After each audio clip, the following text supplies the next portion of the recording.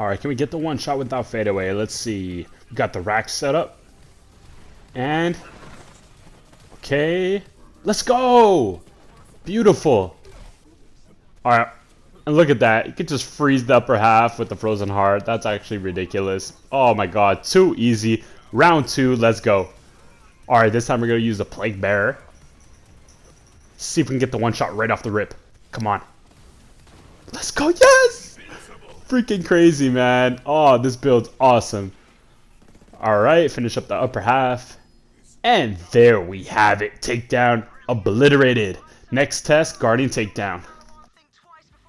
Alright guys, so we are at the Guardian Takedown. Now first, I'm going to be talking about the gameplay a little bit, and then I'm also going to be addressing some of the things that I did not answer in the last video, such as the class mods that I use, and also how AoE affects the Frozen Heart Shield.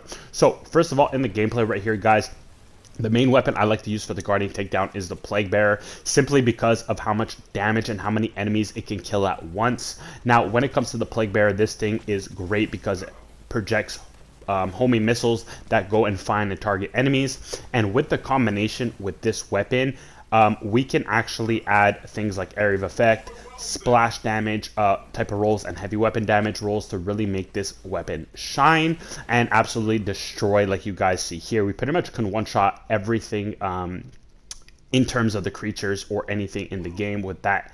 Now right here you guys see me with the MP5. The MP5 allows me to run faster when the gun is equipped, and that allows me to do the platforming a lot easier and comfortably, so I don't have to worry about missing that ledge or that jump. So the MP5 ensures that I do not miss that. Now when it comes to the crystal section real quick, it's pretty simple. So what we're doing with the Frozen Heart Shield is we're freezing the enemies before they can get to us, and because we have that AoE on our artifact or area of effect, that is going to increase the overall radius of the Nova, which means we can target enemies from a lot further, so which is good for us because we could just sit in this little square of the crystal and we can just freeze these enemies and stop them in their tracks, and we can sit nice and comfortably. Now again, we're just going to be shooting the Plague Bearer to mitigate the amount of enemies coming at us. So the Plague Bearer normally is going to take out about 3-4 enemies at a time for us, which is great. And in the combination with the Frozen Heart Shield, it will freeze those enemies so they cannot avoid those projectiles, because the Guardians are quite agile, if you will. So because they're agile, sometimes they can dodge those projectiles, and when they're all frozen, obviously they cannot. Now keep in mind guys, we are using the Icebreaker, so freezing the enemies as well is beneficial to this build, because we are going to be getting bonus damage to those frozen enemies, which is why we choose the Icebreaker over the Pearl. Now the Pearl is good, but the thing with the Pearl is it does take a couple of shots to build it up, as opposed to the Icebreaker where it's an instant bonus. Keep in mind, the Pearl cannot roll 3 rolls like the Icebreakers or any other artifact in the game can, so you're only getting 2 limited rolls, which don't include area of effect or specific weapon damage rolls.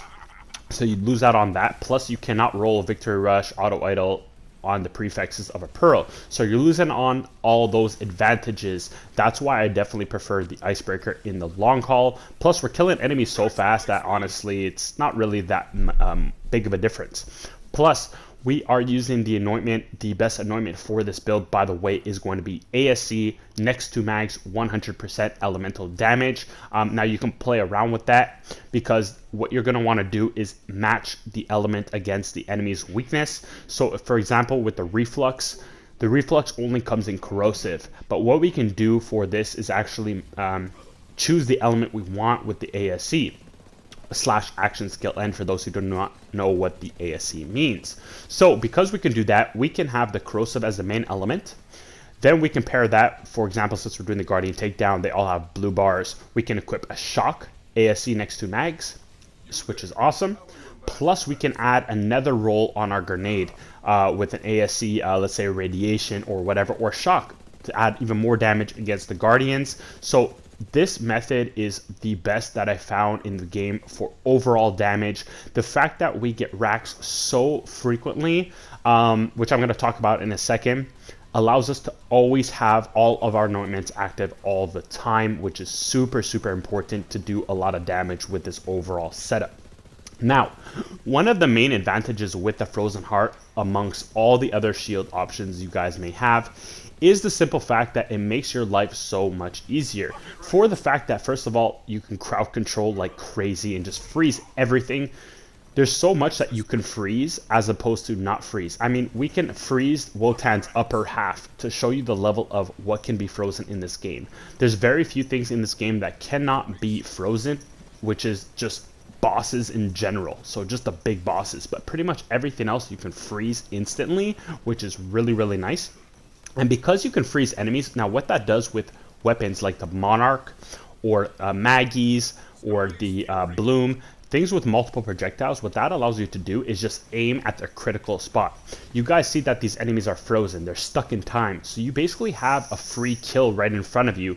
And to help yourself out, because we have the combination of head count with all the critical hits we do, it helps reduce our action skill cooldown time really quickly to get our racks. So while the enemy is frozen, you just have to aim in the critical spot and boom, you have a rack right back. So you can just keep spamming them, and it's great because Flak does still lack slightly some survivability. If he had some lifesteal, he would be absolutely crazy, but unfortunately he doesn't have high health steal. So we do have to rely on those Novas to provide us with some health back.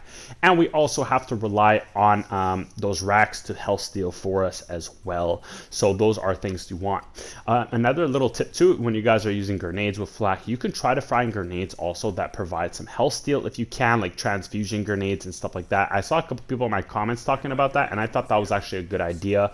Now, sometimes the transfusions don't provide as much health as the card deals, which is kind of weird. I feel like it should actually refill your health almost full with the amount of damage grenades do now. But again, just with the Frozen Heart Shield alone, with that Nova providing 30% damage dealt back its health, basically refills your health instantly, plus you have those racks. So as long as you're spamming those racks, you should be pretty good. And keep in mind, you're not going to be just running and gunning like a Zane. You want to kind of gauge each engagement. And what I mean by that is you don't want to just run into a group of enemies like, you know, you own the place, unless you're using a stopgap. But if you're using the Frozen Heart Shield, you want to kind of grab a couple enemies on their own, freeze them up, kill them, and then make like work with that. That's why if I want to run and gun mostly, I will use the Plague Bearer because they'll kill big groups of enemies extremely fast. As you guys see, we just finished the crystals again very easily, which is very nice with the setup. And we have one more and boom, it's all done. So when it comes to the bosses, because I don't like to switch to the Bounty Hunter too often, although the Bounty Hunter is one of my favorite class mods, which I'm going to talk about class mods right now. So when it comes to class mods, I always use the Cosmic Stalker. I did not address this in my last video, so a couple people were asking me what class mods I use with this build. So I use Cosmic Stalker mostly because it boosts all of our hunt skills, which makes us even stronger overall, which is really fundamental, giving us things like more reload speed, adding to big game, all those kind of things are all boosted. So that's really nice. And also, Bounty Hunter is amazing for the bosses, so that's the thing. But I don't like always comm swapping. Sometimes I just want a fluid game and just not go into my menu 24/7. But if I was to go against Grave Ward or any other specific boss, I would quickly throw on my Bounty Hunter to give me the most damage. So those are typically the two class mods that I use, is Cosmic Stalker, Bounty Hunter. Now you guys can play around with things like Deadeye, and I think there's another one called Stackbot. You guys can play around with those as well. Those are very good class mods. But me personally, I just mess around with Cosmic Stalker, Bounty Hunter to keep it very simple. Now, when it comes to other rocket launchers you can use with the setup, you don't have to just use the Plague Bearer. You guys saw in the beginning of the video, I was also using the Backburner. The Backburner is a solid choice and pretty much a one-shot machine. So if you really want to one-shot bosses even better, I recommend using the Backburner instead of the Plague Bearer. But I do like that the Plague Bearer can also kill adds around the bosses, because a lot of the bosses have quite a bit of adds. So it's good to add control at times as well, so you're not overwhelmed. But that's pretty much all I have to say about the build, guys. As you see, we completely obliterated the Maliwan takedown, and we're also destroying the Guardian takedown with ease. You guys see we're not really struggling. I mean, we're just doing our thing, like we own the place, and it really is nice to see Flak shine, especially with the action skills doing damage now. And scaling. The racks can actually kill people. I mean, it's really, really nice. The Frozen Heart Shield is just amazing. And also you could use also the, I think it's called the Frozen Snowshoe. I might be doing a giveaway on that Frozen Snowshoe. I found an extra one with the Action Skill Start Anointment. So if you guys are interested in that shield, just comment down below Frozen Snowshoe Shield, and I'm going to pick a winner and I'll send it over to you guys without a problem. So that's pretty much it for the video, guys. I hope you guys enjoyed it. This build is awesome. Give this build a try, and I'll catch you in the next video. It's your boy Scared Soldier signing out. Peace.